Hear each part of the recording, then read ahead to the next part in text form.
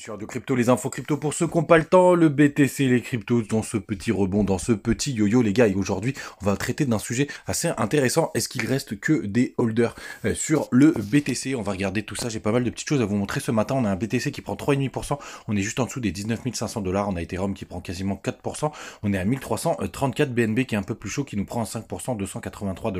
Le reste de la map est plutôt verte ce matin, même si c'est pas des très grosses performances, à part Uni qui prend un joli 5%. Et dans le bas du tableau, on a quand même Link qui corrige de 3,3% et FTT qui prend 4%, peut-être avec sa force de dire qu'il rachète tout.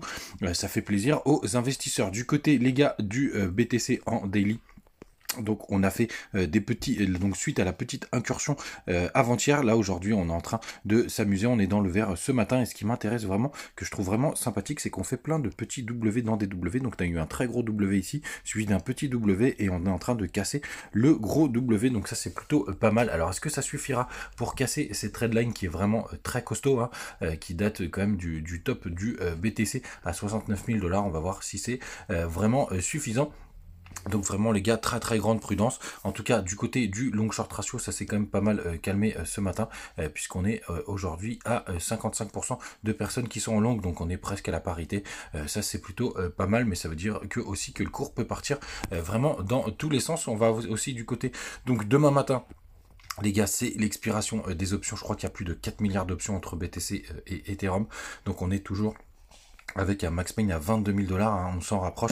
Donc ça c'est vraiment une très bonne nouvelle. J'espère vraiment que ça va suffire pour nous faire quelque chose de sympathique. En tout cas d'ici demain matin, on va voir évidemment ce que ça va donner. Du côté du BTC en 3 jours, ça fait longtemps qu'on l'a pas vu. On n'a toujours pas croisé, enfin en tout cas le MACD 3 jours qui est vraiment important, je le regarde assez régulièrement, vous le savez.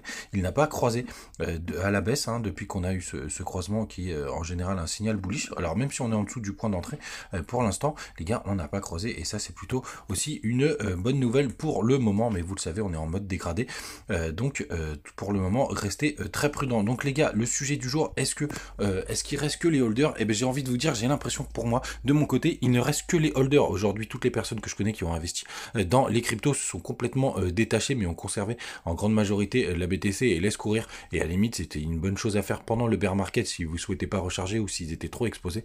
Mais j'ai quand même l'impression désormais qu'il ne reste que ceux qui sont là pour du long terme. Alors ça ne veut pas dire qu'on ne peut pas s'effondrer, évidemment, mais je pense que désormais il va falloir une news très négative qui viendrait sûrement de l'international ou du côté de la Fed ou des taux d'intérêt, etc., ou de l'inflation. D'ailleurs, le prochain et le prochain chiffre, il y a quelques chiffres qui tombent aujourd'hui sur le mois de septembre de mémoire, et il y en a un très gros, le CPI, qui tombe le mois prochain. Mais en tout cas, on a vraiment l'impression qu'il reste beaucoup de holders. Alors ça ne veut pas dire que le prix ne peut pas dumper, mais c'est assez intéressant. Je vous partageais hier sur le compte Twitter de ce côté de Trend Rider, qui partageait justement le fait qu'on était sur vraiment des supports sur la grande majorité du cours en tout cas de la bourse américaine, puisque le Nasdaq était sur un gros support juste ici, pareil pour le SP500.